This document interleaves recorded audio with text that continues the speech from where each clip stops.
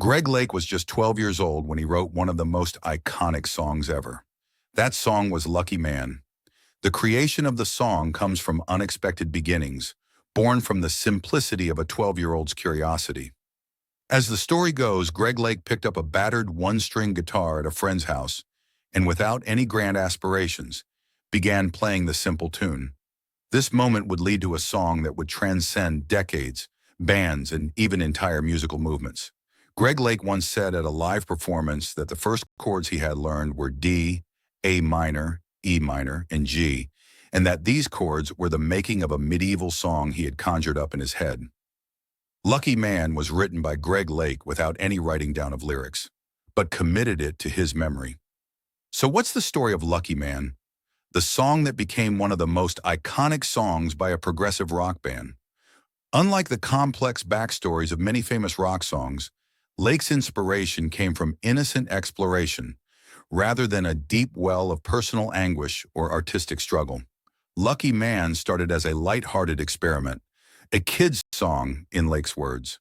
Though the lyrics may seem insightful, they came from a young boy barely out of his teens, making the song feel all the more surprising in its enduring appeal. For many modern songwriters, the existence of Lucky Man served as a reminder that sometimes genius doesn't need years of deliberate effort. It can emerge unexpectedly, almost out of nowhere. Fast forward to 1970, when Lake was no longer the same boy who had written the tune. He was now an accomplished musician, having already been a member of King Crimson, one of the pioneering bands in the progressive rock movement. Alongside keyboardist Keith Emerson and drummer Carl Palmer, Lake formed a new band, Emerson, Lake and Palmer, ELP, which sought to make waves with grand, ambitious music.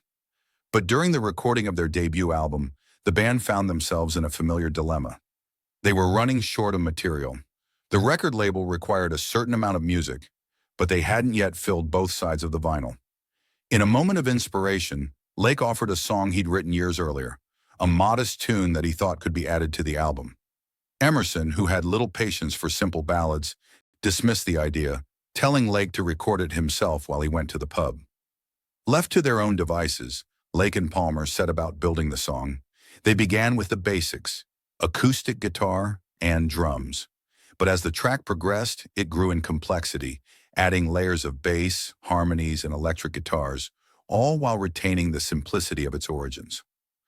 By the time Emerson returned from the pub, the song was nearly complete, but something was still missing, and it was bothering the band.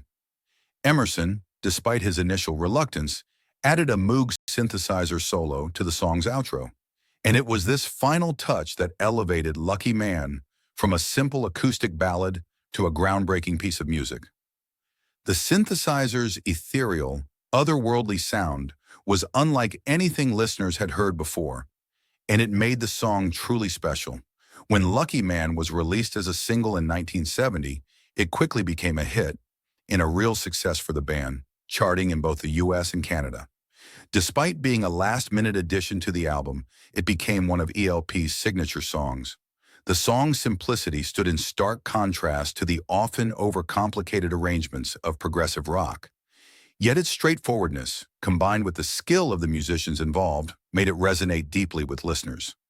Over the years, Lucky Man has remained a timeless classic, featured in movies, TV shows, and covered by various artists.